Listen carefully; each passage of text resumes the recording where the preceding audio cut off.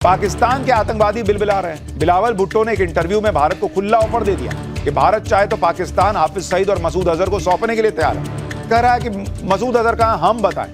और हम क्या बताएंगे जी, तुम ना बताओ। तुम दुनिया को कहते रहे कि ओसामा बिन लादेन हमारे यहां नहीं है, तुम्हारे यहां नहीं निकला।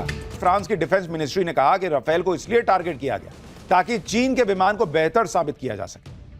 फ्रांस के लिए राफेल सिर्फ एक फाइटर जेट नहीं है, बल्कि उसकी डिफेंस इंडस्ट्री का पिलर है। इसलिए जब ऑपरेशन सिंदूर के दौरान चीन ने राफेल के खिलाफ फर्जी कहानियां गढ़नी शुरू की तो फ्रांस अलर्ट हो गया। फ्रांस ने इसकी जांच शुरू कर दी और ये फर्जी कहानियां सामने आ गई कि भाई कहां से आ रही हैं, सब पता चल गया। पता चला ये तो चीन कर रहा है। दरअसल जब से भारत ने राफेल खरीदा है तब से चीन इसी ताक में है और उसकी ताकत देखकर चिढ़ा हुआ है और सोचता है कि कैसे राफेल को बदनाम करे। राफेल को डाउनग्रेड करने के पीछे एक वजह यह भी है कि इसके अलावा हथियार मार्केट में चीन अपना दबदबा बनाना चाहता है, खुद को डिफेंस एक्सपोर्ट का बड़ा हब बनाना चाहता है और इसके लिए चीन किसी भी हद तक जाने को तैयार है। क्योंकि यह खुलासा हुआ है कि जब इंडोनेशिया ने फ्रांस को 18 और राफेल खरीदने का ऑर्डर दिया तो चीन ने इंडोनेशिया को इस बात के लिए उकसाया कि भाई और ज्यादा राफेल ना खरीदो, क्या कर रहे हो। फ्रांस के बजाय चीन के सस्ते और टिकाऊ फाइटर जेट खरीदने के लिए बोला। इसी बीच खबर आई कि इंडोनेशिया चीन के J-10 फाइटर जेट खरीद सकता है। आप सोचिए चीन कैसा देश है कि वो अपने फाइटर जेट बेचने के चक्कर में दूसरे देशों के ऑर्डर कैंसिल कराने जैसी साजिशें रच रहा है। चीन की यह बौखलाहट इस वजह से भी बढ़ गई होगी क्योंकि ऑपरेशन सिंदूर में जिस तरह से भारत ने चीन के हथियारों को कबाड़ बनाया था, भाई उससे चीन हथियार मार्केट में उसकी बड़ी फजीहत हुई और अपनी फजीहत को ढकने के लिए चीन ने राफेल को टारगेट करना शुरू कर दिया। जब चीन की पोल खुल गई और उसके चेहरे से नकाब उतर गया तो चीन अलबला गया। फ्रांस की खुफिया एजेंसी की रिपोर्ट पर चीन ही सवाल उठाने लगे कि चीन के विदेश मंत्रालय की तरफ से कहा गया कि उन्हें इस बात की कोई जानकारी नहीं। तुम्हारे बिना जानकारी के हो रहा है। चीन के रक्षा मंत्रालय की तरफ से कहा गया कि फ्रांस के जो दावे हैं वो अफवाह हैं। चीन हमेशा बहुत जिम्मेदारी के साथ मिलिट्री एक्सपोर्ट में फैसले लेता है। चीन और जिम्मेदारी, पूरी दुनिया में कोरोना फैला दिए तुम्हारी जिम्मेदारी का सबसे बड़ा सबूत तो वो था और तुम जिम्मेदारी की बात कर रहे हो। चीन वो देश है जो फाइटर जेट का जवाब फाइटर जेट से नहीं फेक न्यूज से देता है और चीन इसी में माहिर है। राफेल के खिलाफ चीन ने जो फर्जी कहानियां चलाई उस पर भारत में भी कई लोगों ने यकीन कर लिया। आज जब यह खुलासा हुआ कि राफेल के खिलाफ अफवाह फैलाने के पीछे चीन था तो इस खुलासे के बाद बीजेपी ने राहुल गांधी को घेर लिया। बीजेपी कह रही है कि चीन के मिलिट्री टेक के प्रति राहुल गांधी का अजीब जुनून है।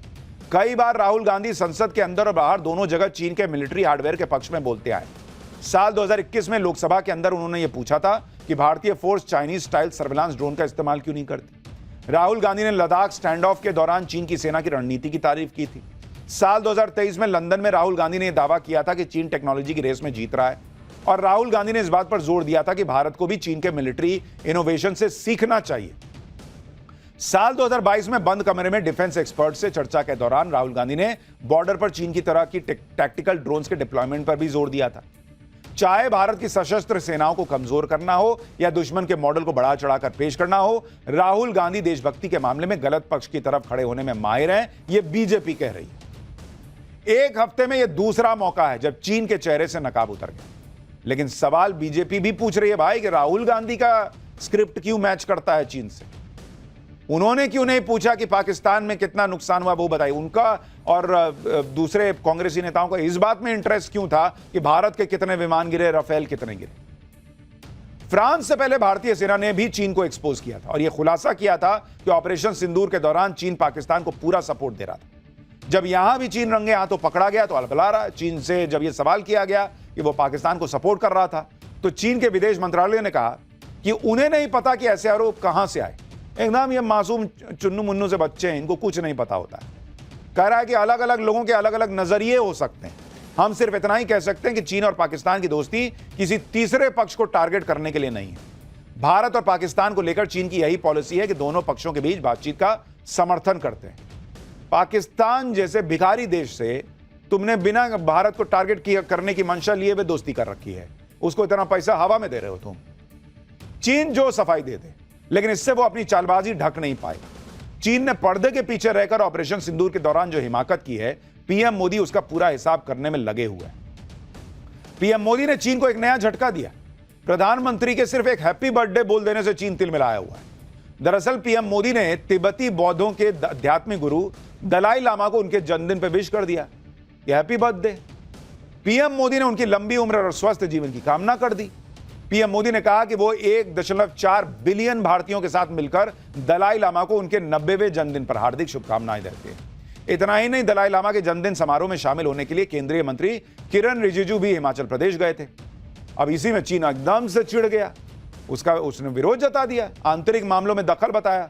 चीन की तरफ से कहा गया कि तिब्बत से जुड़ा मामला चीन के लिए संवेदनशील है, भारत को इसका ख्याल रखना चाहिए। तुम ख्याल रखते हो, पाकिस्तान को हथियार देते हो, पाकिस्तान को अपने सैटेलाइट से बताते हो कि भारत कहां मार रहा, क्या मारा। वो तो हमारी काबिलियत है भारत की कि तुम्हारे बताने के बाद जहां मन किया वहां मार दिए फिर भी। लेकिन तुमने सोचा था कि तुम क्या कर रहे हो? चीन कह रहा है कि भारत को समझदारी से काम लेना चाहिए। तुम समझदार हो? यही भारत की समझदारी है कि वो अपना स्टैंड लेना जानता है। इस मुद्दे का इस्तेमाल चीन के आंतरिक मामलों में दखल देने के लिए नहीं करना चाहिए, यह चीन भारत को समझा रहा है। चीन दलाई लामा को एक खतरे के रूप में देखता है। चीन का आरोप है कि दलाई लामा धर्म की आड़ में शिंजियांग को चीन से अलग करने की कोशिश कर रहे हैं। चीन तिब्बत को शिंजियांग कहता है। तिब्बत चीन की दुखती रग है, जिस पर भारत ने पूरा का पूरा पांव रख के मसल दिया है, ताकि चीन को यह समझ में आए कि वो दूसरे देशों के मामले में टांग अड़ाएगा ना, तो टांग खाली तुम्हारे पास नहीं है, हमारे पास भी है। फिर तुम्हारी नस पर रख देंगे ना, तो एकदम से मुंह से ड्रैगन जैसा आग निकलेगा तुम्हारे। ऑपरेशन सिंदूर के बाद से जो बिलावल भुट्टो, ये तो चीन की बात हुई, पाकिस्तान का भी तो सुनिए। ये बिलावल भुट्टो, जिसको हम लोग पाकिस्तान का पप्पू कहते हैं, वो भारत को धमकी पे धमकी दे रहा था। अब भारत को ऑफर दे रहा है और पाकिस्तान में उस ऑफर को सुनकर बवाल मच गया। पाकिस्तान के आतंकवादी बिलबिला रहे हैं। बिलावल भुट्टो ने एक इंटरव्यू में भारत को खुला ऑफर दे दिया कि भारत चाहे तो पाकिस्तान हाफिज सईद और मसूद अजहर को सौंपने के लिए तैयार है। बिलावल भुट्टो ने कहा कि पाकिस्तान सरकार भारत के साथ बातचीत के तहत आतंकवाद के मुद्दे पर बात करने के लिए तैयार है। अगर भारत और पाकिस्तान के बीच बातचीत होती है तो पाकिस्तान को किसी भी आतंकवादी को सौंपने में परेशानी नहीं होगी। अगर भारत सबूत और गवाह पेश कर दे तो पाकिस्तान हाफिज सईद और मसूद अजहर को भारत को सौंपने के बारे में सोच सकता है। बिलावल भुट्टो ने कह दिया कि अगर भारत बता दे कि जैश सरगना मसूद अजहर कहां है, तो हमें उसे सौंपने में भी कोई दिक्कत नहीं है। अब आप सोचिए, कह रहा है कि मसूद अजहर कहां, हम बताएं। अरे हम क्या बताएंगे जी, तुम ना बताओ। तुम दुनिया को कहते रहे कि ओसामा बिन लादेन हमारे यहां नहीं है, तुम्हारे यहां नहीं निकला। बिलावल भुट्टो के इस बयान से पाकिस्तान में आतंकवादी जमात की सिट्टी पिट्टी गुम हो गई, क्योंकि पाकिस्तान की पॉलिसी तो आतंकवादियों को पालने की है, उनको बचाने की है। वो सोचने लगे आतंकवादी का ऐसा क्या हो गया कि पाकिस्तान हाफिज सईद जैसे आतंकियों को भारत के हवाले करने की सोचने लगा है। यही सोच सोचकर आतंकी हाफिज सईद का बेटा तलहा सईद, उसका दिमाग फटा जा रहा है। अरे बाप रे, मेरे अब्बू गए इंडिया तो फिर तो गए, खत्म मामला। तलहा सईद को, जो खुद एक ग्लोबल आतंकी है, वो कह रहा है कि बिलावल भुट्टो ने तो पाकिस्तान की ग्लोबल बेइज्जती करा दी। अरे पहले ये तो चेक करो कि पाकिस्तान के पास इज्जत है किस कब्र में दबी हुई, इतनी सी भी चुन्नू सी, जिसको कोई खत्म कर सकता है। लेकिन हाफिज सईद का लड़का एकदम नाराज, वीडियो जारी करके कह रहा है कि हमारी बेइज्जती करा दिया बिलावल भुट्टो। मेरी तो एक इच्छा ये जानने की है कि ये जब वीडियो जारी कर रहा था ये हाफिज सईद का लड़का, इसने पीछे इतनी किताबें रखी थी, उसमें पढ़ता क्या है? लक्षण तो पढ़े लिखे ले जैसे है नहीं इसके। उसमें क्या बम बनाने के नुस्खे सिखाए गए हैं क्या, या आतंकी कैसे बनाना ये सिखाने की किताबें रखा हुआ है? ये वही आतंकी तलहा सईद है जो अभी कुछ दिन पहले कह रहा था कि पाकिस्तानी हुकूमत तो हाफिज सईद को भारत के हवाले करने की सोच नहीं सकती। तलहा सईद का ये कॉन्फिडेंस कहां से आ रहा था, अब ये भी समझिए। पाकिस्तान ने लश्कर तैयबा और जैश-ए मोहम्मद दोनों को बैन कर रखा है, लेकिन दोनों ही आतंकी संगठनों के आतंकवादी पाकिस्तान में खुले में घूमते हैं। पाकिस्तान कहता है कि उसके यहां पे कोई आतंकी ठिकाना ही नहीं है, लेकिन भारत ने ऑपरेशन सिंदूर में लश्कर और जैश के आतंकी ठिकानों पर पिन पॉइंटेड अटैक करके उनकी लोकेशन पूरी दुनिया को बता दी कि देखो यहीं पे था। पाकिस्तान में 26/11 मुंबई टेरर अटैक के मास्टरमाइंड हाफिज सईद को 2019 में 33 साल की सजा सुनाई गई, लेकिन उसके बेटे तलहा ने हाल ही में दावा किया कि हाफिज सईद बेहतरीन जिंदगी जी रहा है और शानदार वक्त गुजार रहा है। और पाकिस्तान तो ओसामा बिन लादेन के लिए भी कहता था कि हमको तो पता ही नहीं था कि ओसामा बिन लादेन यहां है। जब इस तरह से पाकिस्तान हाफिज सईद, मसूद अजहर जैसे आतंकियों को पाल के बैठे आए, तो फिर अचानक पाकिस्तान कहने लगे कि हाफिज और मसूद को भारत को सौंप देगा। इससे तो पाकिस्तान के आतंकियों में खलबली मचेगी। पाकिस्तान में खलबली ही नहीं मची, वहां तूफान आ गया। बिलावल भुट्टो की दम भर धुलाई हो रही है।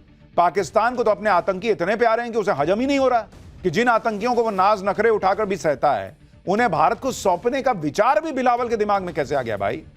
इमरान खान की पार्टी पीटीआई कूद गई मैदान में।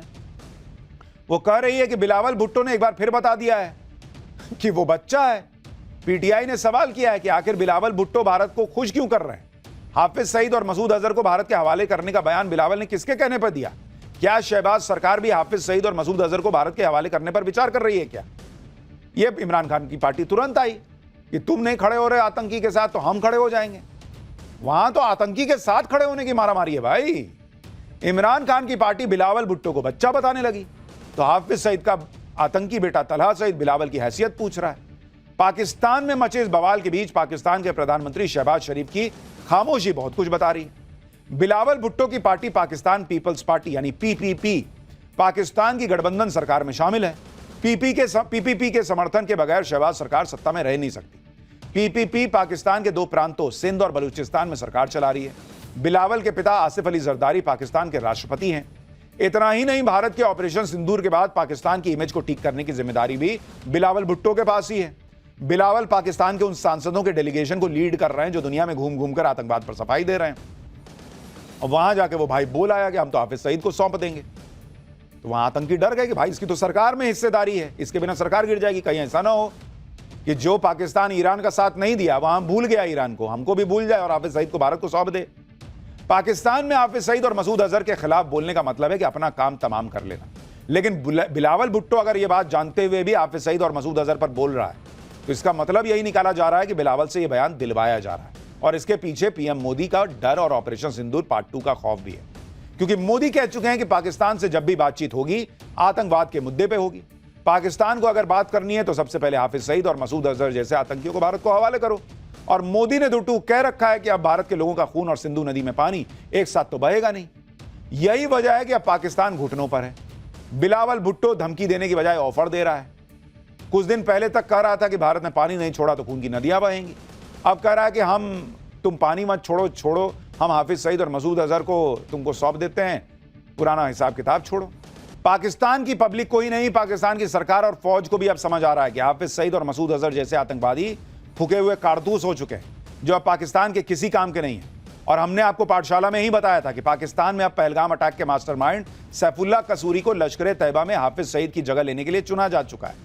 हमने आपको हाफिज सईद का वीडियो भी दिखाया था जिसमें वो बहुत बूढ़ा और बीमार दिख रहा था। अब ये बूढ़ा बीमार मरियल सा हाफिज सईद किसके काम का हो सकता है? तो वो सोच रहे हैं कि देख के खत्म करो, हमारे दुनिया में नाम भी हो जाएगा कि हम आतंकी को सौंप दिए भारत को और मोदी का गुस्सा भी थोड़ा कम हो जाएगा। अब बिलावल भुट्टो के बयान का एक मतलब यह भी निकाला जा रहा है कि लाइबिलिटी बन चुके हाफिज सईद से पीछा छुड़ाने के लिए पाकिस्तान उसे भारत को सौंप सकता है। बिलावल भुट्टो के मुताबिक पाकिस्तान हाफिज सईद के साथ संसद हमले के मास्टरमाइंड मसूद अजहर को भी सौंपने के लिए तैयार है। लेकिन यहां एक ट्विस्ट है। बिलावल का दावा है कि हाफिज सईद तो जेल में है, लेकिन मसूद अजहर कहां है उनको नहीं पता है। यानी ऑपरेशन सिंदूर में अपने 14 परिवार वालों और रिश्तेदारों की मौत पर आंसू बहाने वाला मसूद अजहर अब अकेला पड़ गया। या हो सकता है कि मसूद अजहर को भी समझ में आ गया होगा कि अब फौज और सरकार से कोई उम्मीद रखना बेकार है। शायद इसलिए मसूद अजहर कह रहा था कि काश मैं भी मर जाता। ऐसे में मुमकिन है कि मसूद अजहर अपनी जान बचाने के लिए खुद ही पाकिस्तान से भाग गया हो, या असीम मुनीर ने खुद उससे कहा हो कि जान बचानी तो भाग जा कहीं छुप जा। आप देखिए कि बिलावल ने भी हिंट दिया है कि मसूद अजहर अफगानिस्तान भाग गया होगा, लेकिन इस दावे से तालिबान भड़क गया।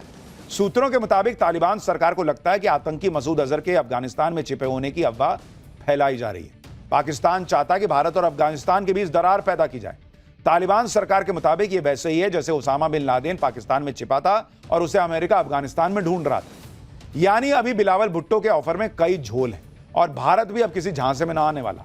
और ऑपरेशन सिंदूर के जरिए भारत ने दिखा दिया है कि आतंकियों का सफाया करने के लिए वो पाकिस्तान के भरोसे नहीं बैठने वाला। भारत को जब लगेगा पाकिस्तान के अंदर घुसकर आतंकियों का सफाया हो जाएगा और पाकिस्तान जैसा देश आतंकी सौंप देगा, खत्म ही हो जाएगा।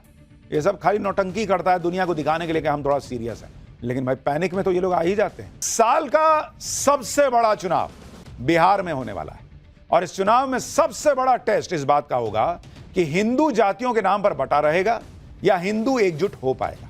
क्योंकि एक तरफ तो इंडी गठबंधन वाले खुला खेल रहे हैं भाई, मुस्लिम वोट बैंक के पॉलिटिक्स कर रहे हैं, वक्फ कानून को डस्टबिन में डालने जैसी बातें चल रही हैं। कहीं शाहबुद्दीन जैसे गैंगस्टर और क्रिमिनल के लिए अमर रहे के नारे खुल के लग रहे हैं। इनके दो ही एजेंडे दिख रहे हैं कि पहला मुस्लिम वोट के लिए कुछ भी कर दो और दूसरा हिंदुओं को जातियों में बांटने के लिए जो बन सके वो करो। ये तो पुराना हथियार है इनका। इंडी गठबंधन को लगता है कि मुस्लिम वोट बैंक उनके साथ एक तरफा आ गया तो उनका काम बन जाएगा। क्योंकि हिंदू तो जातियों में बटा हुआ है। बिहार में जबरदस्त जाति की राजनीति होती ही रही है इतने साल से। कोई जो है मुस्लिम यादव का कॉम्बिनेशन बना लेता है, कोई कुर्मी का नेता बन जाता है, कोई जो है फलाने का नेता, ढिमकाने का नेता। इस जाति की राजनीति के सहारे इंडी गठबंधन का बिहार में बेड़ा पार हो जाएगा, ये वो सोच रहे हैं। लेकिन एक तरफ मुस्लिम वोट बैंक और हिंदुओं को जातियों में बांटने वाली पॉलिटिक्स है, और दूसरी तरफ इनके सामने आ गए हैं वो लोग जो हिंदू समाज को जोड़ने की बात करते हैं। इनमें पहला नंबर तो पीएम मोदी के नाम का है, और दूसरे नंबर पर बाबा बागेश्वर, जिन्हें पीएम मोदी अपना छोटा भाई बता चुके हैं। पीएम मोदी की ही तरह बाबा बागेश्वर भी हिंदुओं से लगातार जातियों का भेदभाव बुलाकर एकजुट होने की अपील कर रहे हैं। और अब बिहार में तो बाबा बागेश्वर ने हिंदू एकता से आगे बढ़ते हुए गजवाए हिंद का मुकाबला करने के लिए भगवाए हिंद का नारा दे दिया है। वो इंडी गठबंधन के डायरेक्ट टारगेट पर आ गए। मौका था पटना में हुए सनातन महाकुंभ का। भले ही बाबा बागेश्वर सिर्फ 2 घंटे के लिए सनातन महाकुंभ में रहे, लेकिन इन 2 घंटों में ही बाबा बागेश्वर ने ऐसी ऐसी पर्ची खोल दी कि इंडी गठबंधन वाले एकदम हिल गए। आज पाठशाला में बाबा बागेश्वर के भगवाए हिंद पर मचे बवाल की पूरी डिटेल रिपोर्ट आपको दिखाऊंगा। बाबा बागेश्वर हो या दूसरे साधु संत या फिर प्रधानमंत्री मोदी, इन सबको हिंदुओं से एकजुट होने की अपील क्यों करनी पड़ रही है? क्या इसका बिहार चुनाव में असर दिखेगा? साथ ही इस पर भी बात होगी कि महाकुंभ और कावड़ समेत सनातन के सभी त्योहारों पर कमियां ढूंढने वालों को मुंह में दही क्यों जम गई जब मुहर्रम पर जगह जगह बवाल मचा।